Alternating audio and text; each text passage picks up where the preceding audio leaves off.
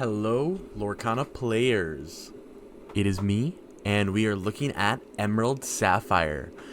This is going to be the last video I do before I go to CCS, and then hopefully make a little tournament vlog on my performance. But this is the last deck I kind of wanted to highlight, especially with the case tournament that I played this last weekend, and just its potential in the meta. Let's get right into it. I'm currently at bronze, I guess. I've played 20 games of best of 3, almost 20 games. I'm at 17. The testing for blue-green was done in person, in best of 1s, not best of 3, but I do still believe that it has a lot of legs. And I honestly just wanted to overview this deck because I believe it's one of the biggest contenders, if not like a secret, tier 0 high roll deck, right? Again, we're going through the meta shifts again. Meta shift Blue Steel has been out. Hector Arano has been playing it very diligently at the Collector Expo tournament. That one was a big one. Blurple.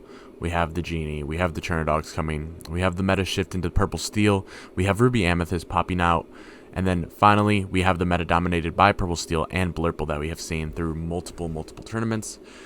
Purple Steel is just absolutely insane. I will say that I've been playing Blurple in terms of trying to learn the holes, right?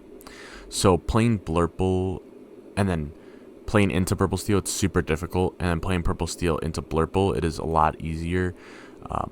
I've played both decks on both sides, on both being on the play and on the draw. It's just such a weird kind of thing. I do have to give it to Purple Steel, though. I do think it is the stronger deck, but Blurple does have a higher chance, I guess, in Swiss to do a little bit better. But these two decks, that's what we're dominated by, right? And this is the biggest reason why I want to make a video on Emerald Sapphire. So this is the list. I don't have a little name because of the Dreamborn being broken last night, but it's pretty cookie cutter, right? You're looking for Clara Bell, and then I have a split between Heads Held High, Bend, and Under the Sea. These three cards are the three cards that just absolutely wipe the meta, right? You're wiping aggro, you're wiping Blurple, and you're wiping any high cost Purple Steel wide boards, right?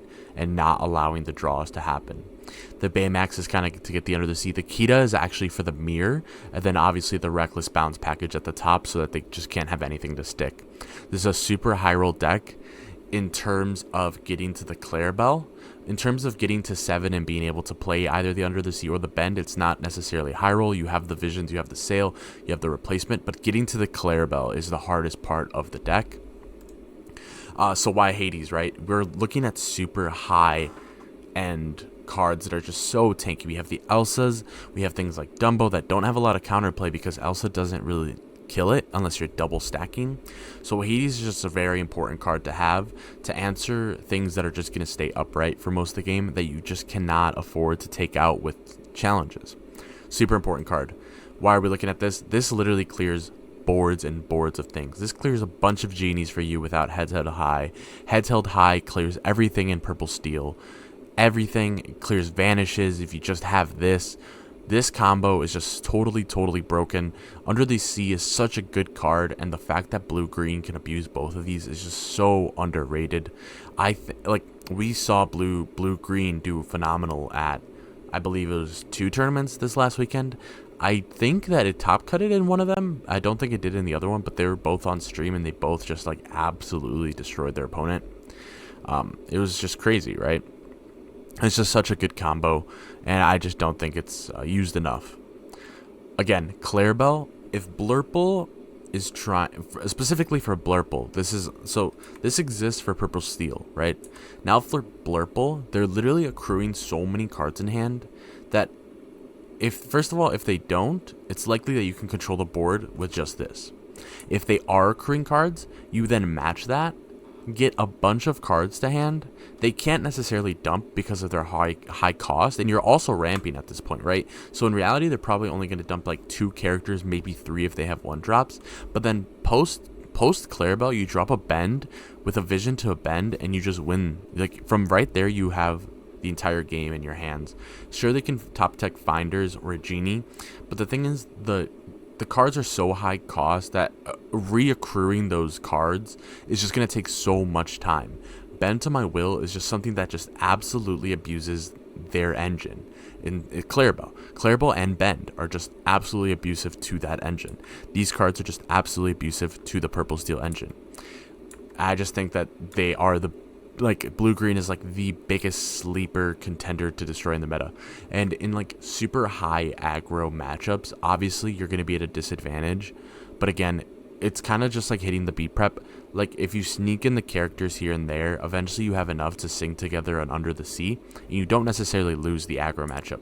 It is a little bit more high roll, but you're not losing. The worst matchups that you have are actually Ludwig, which are like Puppy's Ward. Then you have Pete and Ursula. Ursula has not been seen almost at all, if at all, in this entire metagame. You are not going to get stripped. Pete, you've seen it to kind of take the tempo away from mirrors and purple steel, but again, people aren't necessarily keeping it in the Mulligan unless they know the matchup, right? Because if you keep it in Blurple, it's kind of dead. And then Ludwig, you just are not seeing these cards. You are not seeing the cards that are going to absolutely destroy your game. And then in the mirror, you have things like Kita, and then you have the dice roll, and it's just absolutely amazing. Semi-lackluster in testing is Luis. He's just a little bit weird to put into curve. It's kind of more of like a late game cheap aggro, or like cheap reckless. This is only because if you get a very good hand, you're going straight to Clara Bell, right? So that's the only reason why. Again, kind of nitpicking, but we're going straight into the insane cards. We're looking at Clara Bell. Again, just totally abusive to cards that, like, to decks that need to get a lot of cards. You're looking at Ruby Amethyst. You're looking at Blurple. You're looking at everything Amethyst. And recently, Dumbo has been creeping into purple steel lists, and it is performing really well. So abusing the purple steel Blurple, or the purple steel Dumbo, sorry, it's just going to be much more relevant. Clara Bell is continuously to be just a sneaky card in the meta that just kind of always finds a way to become very beneficial because of how many people are trying to accrue cards. Bend to My Will, again, because the meta is becoming more of accruing cards. Blue Steel Scar has been played a lot. Blurple and Purple Steel Dumbo and Ruby Amethyst. Bend to My Will is very good. The only reason why you don't play more is because there's other matchups that exist, and you have so much search to find this card later on, right? That's why you don't play more than 2. It becomes very clunky, and you only need to get it off almost once. Everything else is just about bouncing, reckless, like that's it, right? Bend to My Will is just that checkmate engine right at the top. Boom, done. Under the Sea is a little bit more important. That's why it's at 3, because of aggro. Aggro is just a lot more trouble than the top end, right? Aggro is like if you don't control it, you lose. That's why you need it to be at 3. Bend to My Will, it's like it's going to be a lot harder to control the board, but again, you have a huge single target removal, right? You're looking at Basil, John Silver, Hades, Heffalumps. You're welcome. Luis, you have so much control for big single targets at the very top that Under the Sea is the real thing that you need to keep almost every time because of aggro matchups blind, right? So that is why this is at 2. That's why this is at 3. This could possibly be at 4, but Uninkables is really hard. I did change the list a little bit after testing.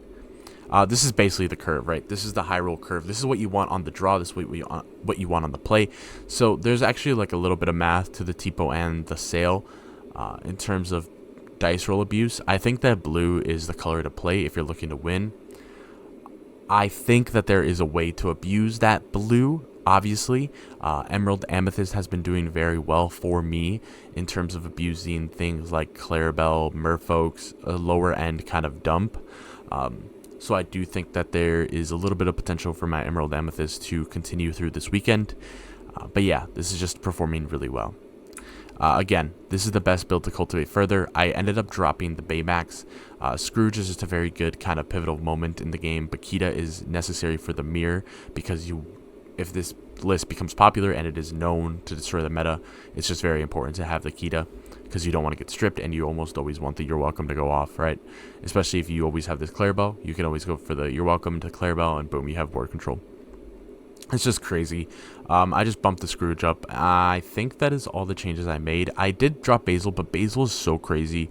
I would honestly put Basil up at 4 and probably just drop this Donald. Maybe just drop the Louise. Drop Louise to 3. Drop this to 2. Bump this up to 4. Or John Silver down. But again, just very small counts. I actually didn't even see that I dropped this so low. But Basil is just so crazy in the late game, especially after a bend. Again, I just wanted to make this video, putting out Emerald Sapphire, before the biggest weekend of Lorcana for Fabled. I think that this is an absolute sleeper build, sleeper deck, underrated. Obviously, we see it in top cut matches and high seed tables, but it never wins. So I feel like there isn't enough people on it, and we've seen the meta breakdowns. It's probably like the 5th most played deck, but there isn't enough, right? I think if you roll super high, you have a chance to beat every single deck and abuse every single engine in the meta at the moment.